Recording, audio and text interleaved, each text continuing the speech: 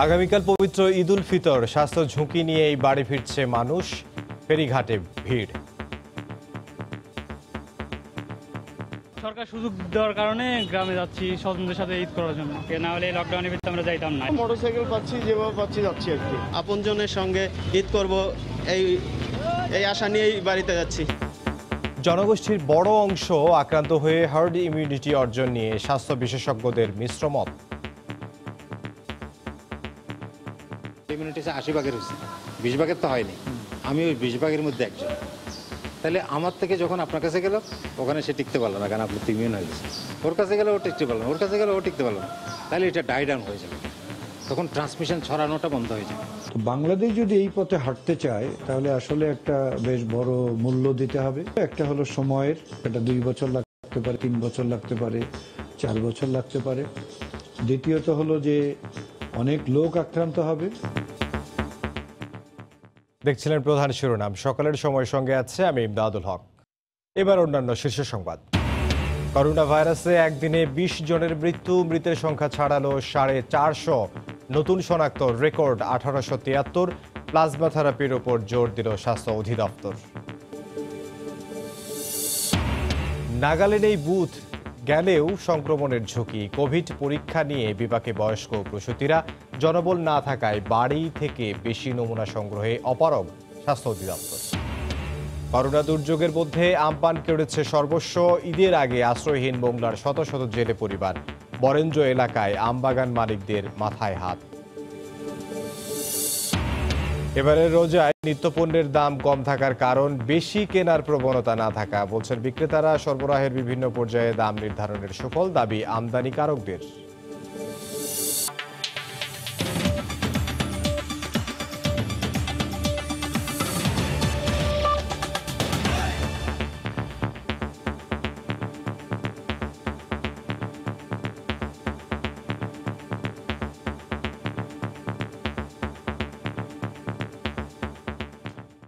ঈদের আগের দিনও স্বাস্থ্য ঝুঁকি নিয়ে বাড়ি ফিরছেন মানুষ।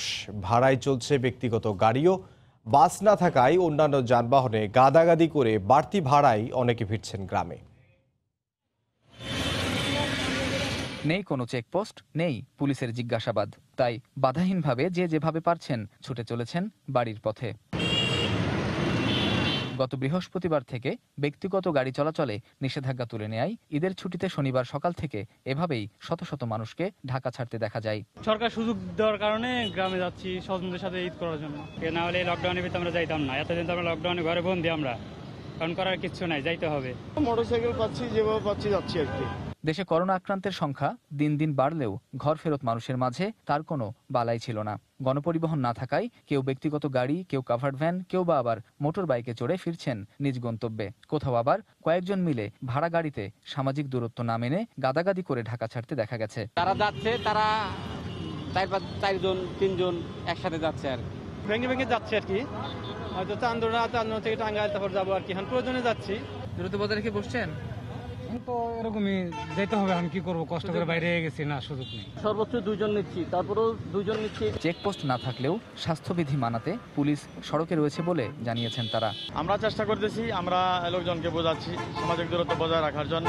যেহেতু ঈদের ছুটি, লোক সংখ্যার যে চাপটা একটু বেশি, তারপর আমরা চেষ্টা করতেছি সবাইকে বলতে যে এই করোনা উপলক্ষে যেন সামাজিক দূরত্বটা বজায় রাখে। প্রতি বছর প্রায় 1 কোটি লোক ঈদ করতে রাজধানী ছেড়ে গ্রামে গেলেও এবার করোনা ভাইরাসের কারণে প্রেক্ষাপট ভিন্ন। উন্মুক্ত চেকপোস্ট, উন্মুক্ত চলাচল, স্বজন সান্নিধ্যে ফিরছেন মানুষ। জানা নেই তারে যাওয়া ঝুঁকি বয়ে আনছে না তো অন্যদের জন্য। কামরুজ্জামান মামুন, সময় সংবাদ, ঢাকা। মানিকগঞ্জের পাটুরিয়া দৌলতদিয়া নৌ রুটে বেড়েছে ঘরমুখ মানুষের চাপ। এই মুহূর্তে সেখানে আছেন সহকর্মী ইউসুফ আলী। বিস্তারিত জানতে সরাসরি যোগ দেব তার সঙ্গে। ইউসুফ। ইমদাদ, পাটুরিয়া দৌলতদিয়া নৌরুটে এই মুহূর্তে কিন্তু আসলে ঘরমুখ মানুষের, ঈদে ঘরমুখ মানুষের পদচারণায় কিন্তু মুখর। অর্থাৎ প্রত্যেকটা ফেরিতে গাদাগাদি করে কোনো স্বাস্থ্যবিধি না মেনে কিন্তু এখানে কিন্তু ঘাট পার হচ্ছে মানুষ। সেই ক্ষেত্রে কিন্তু এই যে স্বাস্থ্য বিধি বা যে নিয়মটি রয়েছে স্বাস্থ্য অধিদপ্তরের, সেই ক্ষেত্রে কোনো কিছুই ঘাট এলাকায় কিন্তু মানা হচ্ছে না। দিন দিন কিন্তু করোনা সংক্রমণের সংখ্যা কিন্তু বৃদ্ধি পাচ্ছে। সেই ক্ষেত্রে কিন্তু ঘাট এলাকায় এটা চরম একটি ভাইরাসের সংক্রমণের আশঙ্কা রয়েছে। ঈদকে সামনে রেখে সকাল 6:30টার পর থেকে একদম কি বলবো একদম ঢল নেমেছে এই পাটুরিয়া ঘাট এলাকায়। সামাজিক দূরত্ব রক্ষা করার জন্য আমি কিন্তু একটু নিরিবিলি জায়গায় অবস্থান করছি। সেই ক্ষেত্রে এই মুহূর্তে পাটুরিয়া দৌলতদিয়া নৌরুটের যে কয়েকটি ফেরি আছে সব কয়েকটি ফেরিতে চালানো হচ্ছে। ঘাট কর্তৃপক্ষ আমাকে জানিয়েছে যে প্রচুর চাপ রয়েছে ছোট গাড়ির, যেমন pick up, private car, auto এবং মোটর বাইকের। সেই ক্ষেত্রে অনেকে কিন্তু ঢাকা বা আশপাশ থেকে তারা কিন্তু এসে ঘাটে নেমে পায়ে হেঁটে আবার ফেরিতে উঠছে। অর্থাৎ প্রত্যেকটা ফেরিতে গাদাগাদি করে তারা কিন্তু ঘাট পার হচ্ছে। সব কিছু মিলিয়ে ঘাটের যে প্রশাসনিক ব্যবস্থা বা পুলিশিং ব্যবস্থা কোনো কিন্তু নজরদারি নেই। আমি যাত্রীদের সাথে কথা বলছি, তারা বলছে আসলে একটা আবেগ উল্লাস তাদের ভিতরে নিয়েই তারা নারীর টানেই কিন্তু তারা করোনার আতঙ্ক নিয়েই কিন্তু ঘরে ফিরছে। আর প্রত্যেকটা ফেরি কিন্তু দৌলতদিয়া প্রান্ত থেকে যাত্রী নামিয়ে এবং খালি এসে যা সচরাচর ঈদের সময় হয়ে থাকে সেই এই কাজটি কিন্তু এখন হচ্ছে। এই ছিল আমার কাছে পাটুরিয়া ঘাট থেকে সর্বশেষ অবস্থা। মানিকগঞ্জের পাটুরিয়া ঘাট থেকে যোগ দিয়েছিলেন সহকর্মী ইউসুফ আলী, তিনি জানাচ্ছিলেন ঘরমুখো মানুষের সবশেষ খবর। এবার জানাবো দেশের কোভিড-19 পরিস্থিতির খবর। দেশে কোভিড-19 সংক্রমণের ৭৭তম দিনে নতুন করে শনাক্ত হয়েছেন রেকর্ড ১,৮৭৩ জন। ২৪ ঘন্টায় ২০ জন সহ এ পর্যন্ত মারা গেছেন ৪৫২ জন। গতকাল নিয়মিত স্বাস্থ্য বুলেটিনে প্লাজমা ডোনেট পুল তৈরির আহ্বান জানায় স্বাস্থ্য অধিদপ্তর। পাশাপাশি বরাবরের মতো এদিনও স্বাস্থ্যবিধি মেনে চলার উপর জোর দেয়া হয়। কোভিড-19 সংক্রমণের একাদশ সপ্তাহের শেষ দিনে বাংলাদেশ রেকর্ড পরীক্ষার দিনে আক্রান্ত শনাক্ত হলো এ যাবৎকালের সর্বোচ্চ। শনিবার নিয়মিত বুলেটিনে স্বাস্থ্য অধিদপ্তর জানায় সবশেষ ২৪ ঘন্টায় ১০,৮৩৪ জনের নমুনা পরীক্ষায় ১,৮৭৩ জনের মধ্যে করোনা ভাইরাসের উপস্থিতি পাওয়া গেছে। ২৪ ঘন্টায় মারা গেছেন ২০ জন, বিপরীতে সুস্থ হয়েছেন ২৯৬ জন। শনাক্ত বিবেচনায় সুস্থতার হার ২০.22% এবং মৃত্যুর হার ১.41%। মৃত্যুর বিশ্লেষণে ২০ জনের মধ্যে ১৬ জন পুরুষ, ৪ জন নারী। ঢাকা ডিভিশনের মধ্যে ৪ জন, চট্টগ্রামে ৮ জন, রংপুর ২ জন, ময়মনসিংহে 2 জন, রাজশাহীতে 2 জন, সিলেটে 1 জন এবং খুলনায় 1 জন।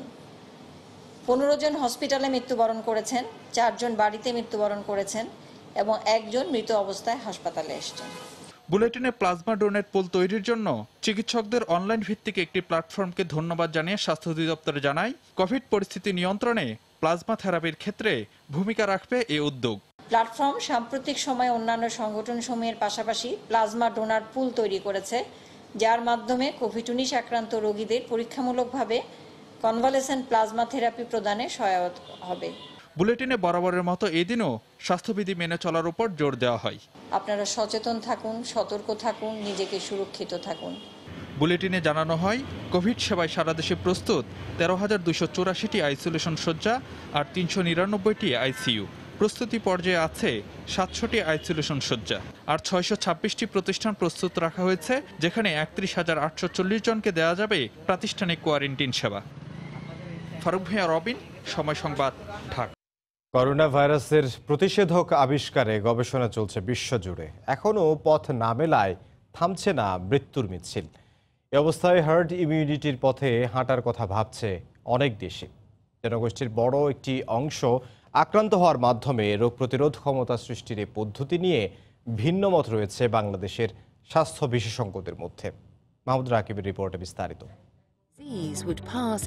হার্ড ইমিউনিটি ব্রিটেনের গবেষকদের মতে একটি জনগোষ্ঠীর কমপক্ষে 60% মানুষ যদি নির্দিষ্ট কোনো রোগ বা সংক্রামকের প্রতিরোধী হয়ে ওঠে, তাহলে তাদের মাধ্যমে বাকি 40% সংবেদনশীল মানুষের মাঝে আর ওই রোগ ছড়াতে পারে না।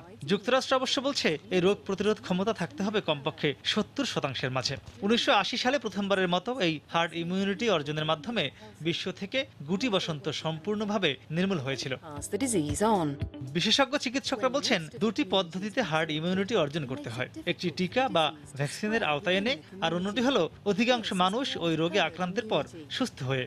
বিশ্বে বিভিন্ন স্বাস্থ্য গবেষণা সংস্থা হার্ড ইমিউনিটি নিয়ে ইতিমধ্যেই গবেষণা শুরু করেছেন। তবে যেহেতু শিগগিরই টিকা বের হচ্ছে না, তাই বাকি থাকে অধিকাংশ মানুষকে করোনায় আক্রান্ত করানো। তবে সেটা বাংলাদেশের জন্য কতটুকু বাস্তবসম্মত?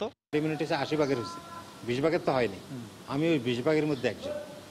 তাহলে আমার থেকে যখন আপনার কাছে গেল, ওখানে সে টিকতে পারলো না, কারণ আপনি তো ইমিউন হয়ে গেছে। ওর কাছে গেলে ও টিকতে পারলো না, ওর কাছে গেলে ও টিকতে পারলো না। তাহলে এটা ডাই ডাউন হয়ে যাবে, তখন ট্রান্সমিশন ছড়ানোটা বন্ধ হয়ে যাবে। এটাই হচ্ছে হার্ড ইমিউনিটি। 70 বা 80 ভাগ লোকের সংক্রমণ হতে হলে বর্তমানে আমাদের যেটা 20,000 সংক্রমণ আছে, সেটা 15 কোটিতে উঠতে হবে। তার যে প্রভাবটা পড়বে সেটা হলো মারাত্মক। তারা বলছেন দেশে এটি করতে গেলে প্রায় 15 থেকে 20 লাখ মানুষের প্রাণহানি হতে পারে। তো বাংলাদেশ যদি এই পথে হাঁটতে চায়, তাহলে আসলে একটা বেশ বড় মূল্য দিতে হবে। একটা হলো সময়ের, এটা 2 বছর লাগতে পারে, 3 বছর লাগতে পারে, 4 বছর লাগতে পারে। দ্বিতীয়ত হলো যে অনেক লোক আক্রান্ত হবে। 10 থেকে 12 কোটি যদি এফেক্টেড হয়, ওর 1% মারা যাবে কমপক্ষে।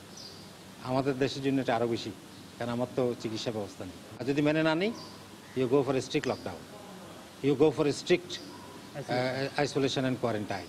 আপাতত বিষয়টি নিয়ে ভাবছে না বলে জানিয়েছে স্বাস্থ্য অধিদপ্তর। হতে পারে যে মানুষ ইনফেক্টেড হয়ে তার অ্যান্টিবডি তৈরি করা। তো এখন এটা কি আমরা পরিকল্পনা মানে কি আমরা নিজে থেকে মানুষকে ইনফেক্টেড করতে চাইবো? বাই চান্স যারা ইনফেক্টেড হয়ে যাবে একটা যদি হয়, এটার কোনো পরিকল্পনা আমাদের নেই।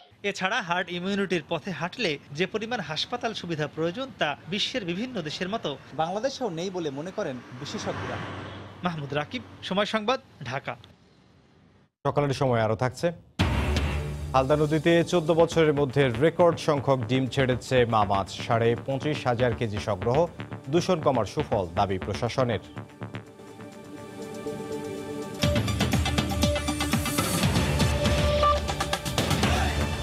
বাসায় যে নমুনা সংগ্রহের ব্যবস্থা না থাকায় চরম বিপাকে পড়েছেন বয়স্ক মানুষেরা।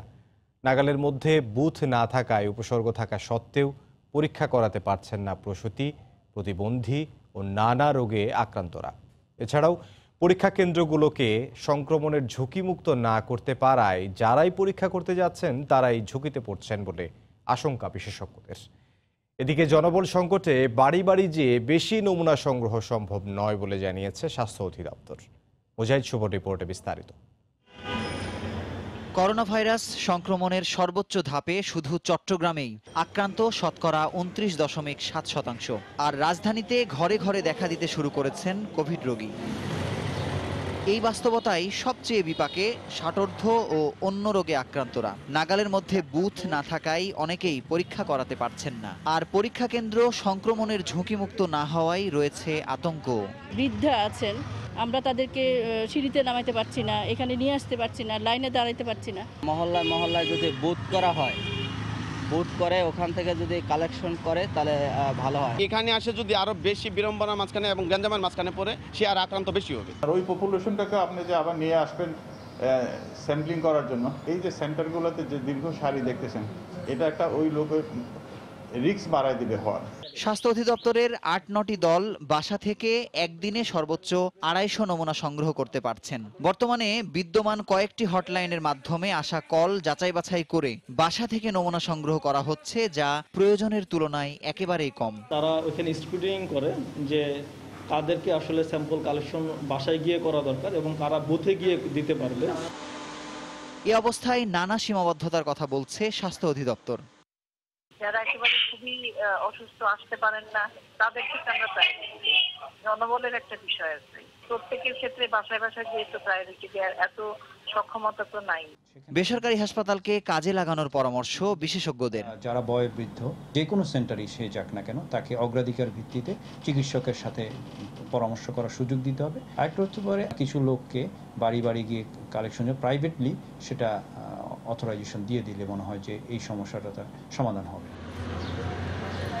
আক্রান্ত হওয়া প্রত্যেকের পরিবারে অসুস্থ প্রসূতি বা বয়স্ক নারী পুরুষ রয়েছেন, যাদের দ্রুততম সময়ে পরীক্ষা করে চিকিৎসার আওতায় আনা না গেলে মৃত্যু ঝুঁকি আরও বাড়ার আশঙ্কা করছেন বিশেষজ্ঞরা।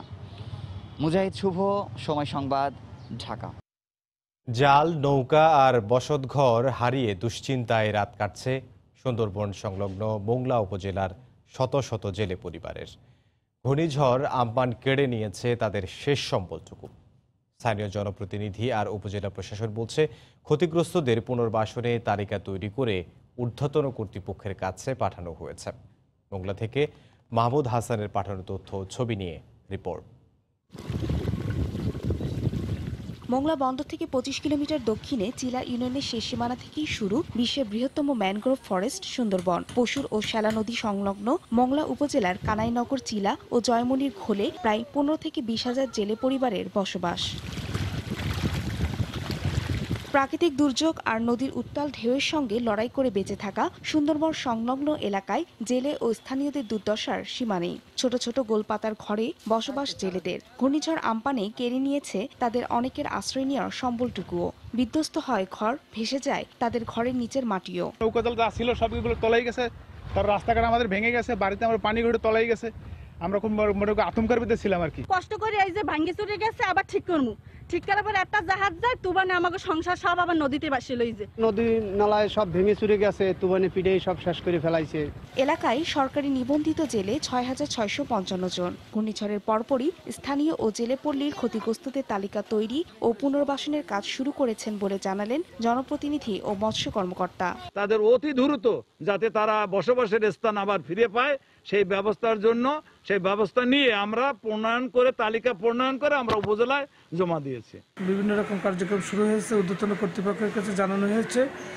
আর মৎস্য অধিদপ্তর এদের সার্বিক সহযোগিতার জন্য তৎপর। সিডর, আয়লা, বুলবুল আর আম্পানের মতো ঘূর্ণিঝড় থেকে রক্ষা পেতে চিলা ইউনিয়নের 35,000 মানুষের দাবি, পশুর ও শ্যালা নদীর পাড়ে চিলাবাজার থেকে জয়মনির ঘোল পর্যন্ত নির্মাণ করা হোক 10 কিলোমিটার দীর্ঘ টেকসই বেড়িবাঁধ। সময় সংবাদ, মোংলা। ঘূর্ণিঝড় আম্পানের প্রভাবে ক্ষতিগ্রস্ত বেড়ি বাঁধের খবর জানাতে পটুয়াখালীর ইটবাড়িয়া ইউনিয়নে আছেন সহকর্মী মনির হোসেন বাদল। সরাসরি যোগ দেব তার সঙ্গে। বাদল। হ্যাঁ ইমদাদ, আপনি জানেন যে ঘূর্ণিঝড় আম্পানে আঘাত হানার 3 দিন পেরিয়ে গেছে।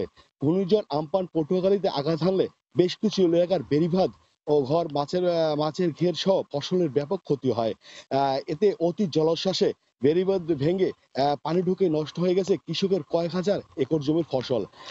ঘূর্ণিঝড়টি চলে গেল, আসলে ভেঙে দিয়ে গেছে কৃষকের মেরুদণ্ড। ঘূর্ণিঝড় আম্পানের প্রভাবে জলোচ্ছ্বাসে পটুয়াখালী নিম্নাঞ্চল প্লাবিত হয়েছে। পানিতে তলিয়ে গেছে বাদাম, ফেলন, বিভিন্ন শাকসবজি, মরিচের ক্ষেত, মরিচের আউশের বীজতলা, মুগ ডাল সহ পানের বরজ। জেলায় প্রায় 5,000 হেক্টর জমির মতো ফসলে নষ্ট হয়ে গেছে। আমি কৃষি সম্প্রসারণ অধিদপ্তরের সাথে কথা বলেছি। তিনি আমাকে কৃষি সম্প্রসারণ অধিদপ্তরের সাথে তিনি আমাকে বিষয়টা জানিয়েছেন, পটুয়াখালীতে যে 5 একর ফসল নষ্ট হয়েছে, এতে ক্ষতির পরিমাণ 10 কোটি টাকা হবে। তবে হাইভেস্টার মেশিন দ্বারা ঘূর্ণিঝড় আম্পানের আগে কিছু ফসল কাটায় ক্ষতির পরিমাণ খুব কম হয়েছে বলে জানিয়েছেন কৃষি সম্প্রসারণ অধিদপ্তর। আপনি দেখতে পাচ্ছেন যে আমার পিছনে যে ফসল ক্ষেত রয়েছে, এখানে ঘূর্ণিঝড়ের সময় বেড়িবাঁধ ভেঙে পানি ঢুকে তলিয়ে গেছে কৃষকের কয়েক একর জমির রবি শস্য। আপনারা আরেকটা বিষয় জানিয়ে রাখতে চাই, ঘূর্ণিঝড় আম্পান আঘাতে 3 দিন পেরিয়ে গেল, ফসল না কাটতে পেরে নষ্ট হয়ে গেছে এই রবি শস্যগুলো। এতে কৃষকের একসাথে আয়ের পথ নিয়ে বন্ধ হয়ে গেছে। এ বিষয়ে আমি পটুয়াখালী জেলা প্রশাসনের কথা বলেছি। তিনি আমাকে জানিয়েছেন যে বিষয়টা জেলা প্রশাসনের তথ্য অনুযায়ী ঘূর্ণিঝড় আম্পানের ক্ষতির পরিমাণ যে বেশি হয়েছে সেটা হলো কয়েক। মনির হোসেন বাদল আমাদের সঙ্গে যোগ দিয়েছেন পটুয়াখালী থেকে। সকালের সময় আরো থাকছে। ডেঙ্গুর মৌসুমে মশা মারার ওষুধের সংকটে ঢাকা দক্ষিণ সিটি কর্পোরেশন ফর্মুলেশন প্রক্রিয়া সম্পন্ন করতে না পারায় ব্যবহার করা যাচ্ছে না ভারত থেকে আনা ওষুধ।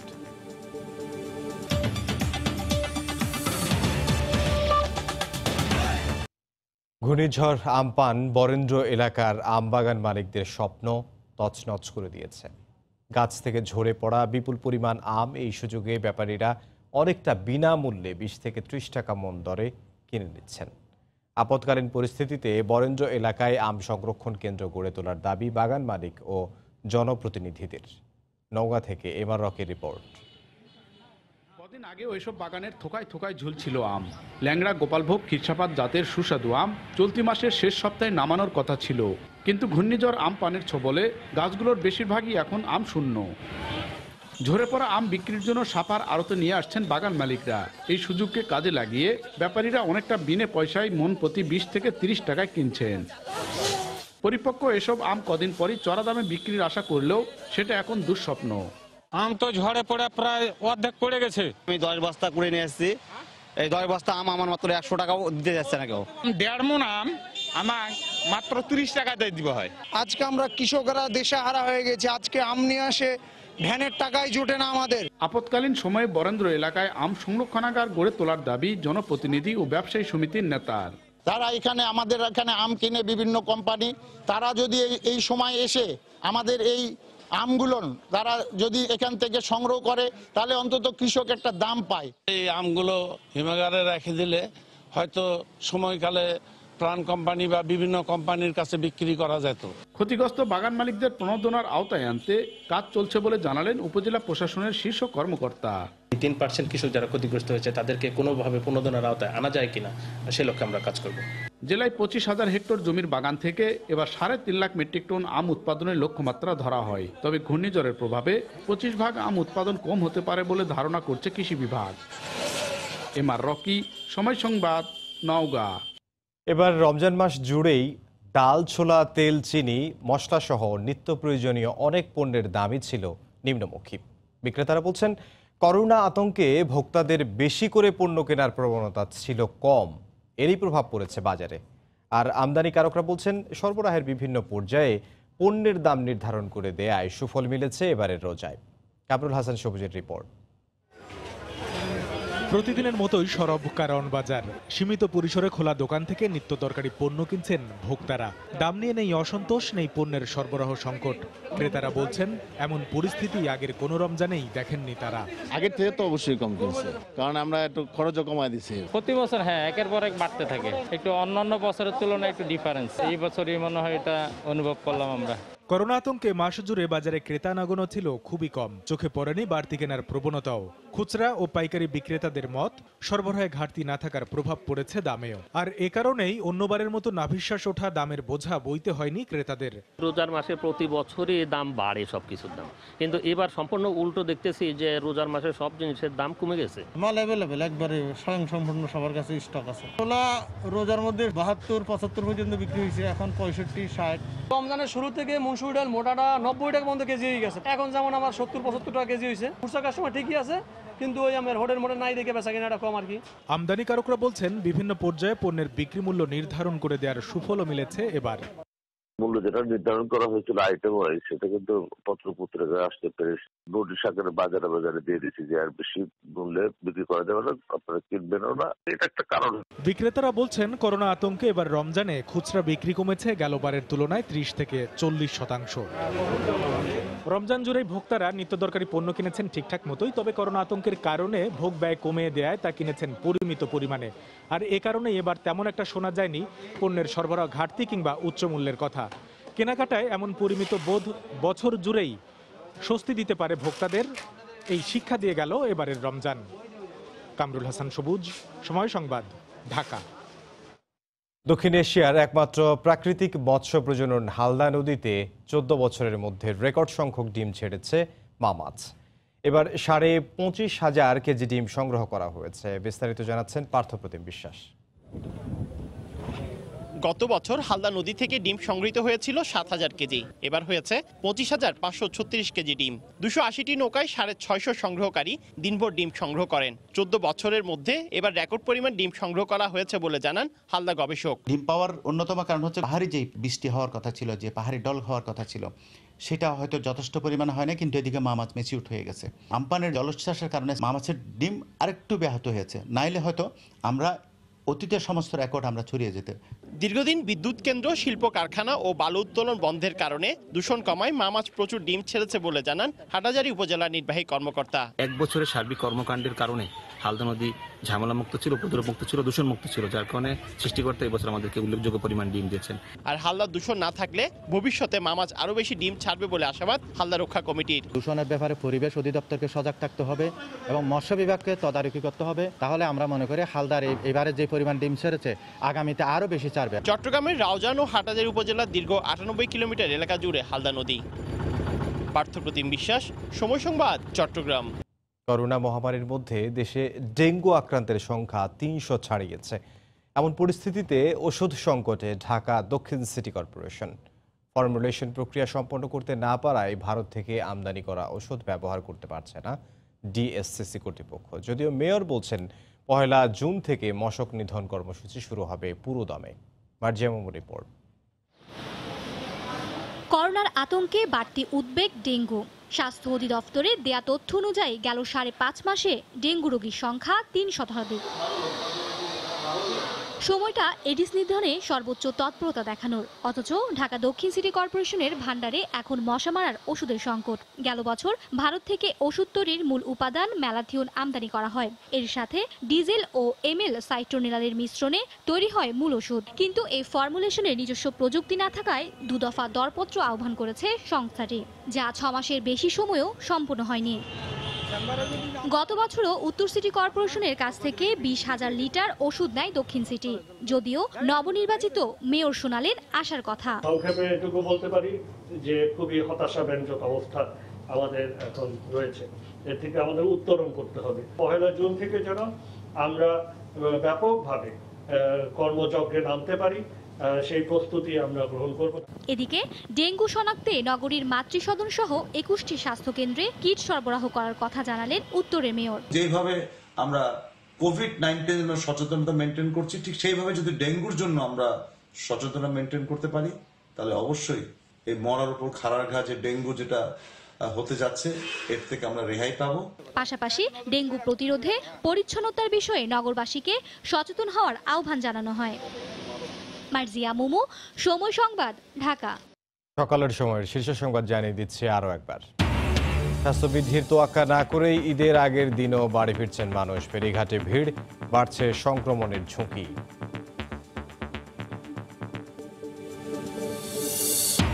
জনগোষ্ঠীর বড় অংশ আক্রান্তের পর সুস্থ হয়ে হার্ড ইমিউনিটি সৃষ্টির প্রক্রিয়া নিয়ে মিশ্র মত।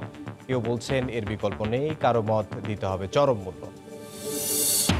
নাগাল্যান্ডে বুথ গেলেও সংক্রমণের ঝুঁকি। কোভিড পরীক্ষা নিয়ে বিপাকে বয়স্ক প্রসূতিরা। জনবল না থাকায় বাড়ি থেকে বেশি নমুনা সংগ্রহে অপারগ স্বাস্থ্য অধিদপ্তর। করোনা দুর্যোগের মধ্যে আমপান কেড়েছে সর্বস্ব। ঈদের আগে আশ্রয়হীন মোংলার শত শত জেলে পরিবার। বরেন্দ্র এলাকায় আম বাগান মালিকদের মাথায় হাত। এই ছিল সকালের সময়ে। আপনার মোবাইলে সময় সংবাদ দেখতেও সব খবর পেতে ডাউনলোড করুন সময় অ্যাপ আর সঙ্গে থাকুন সময়।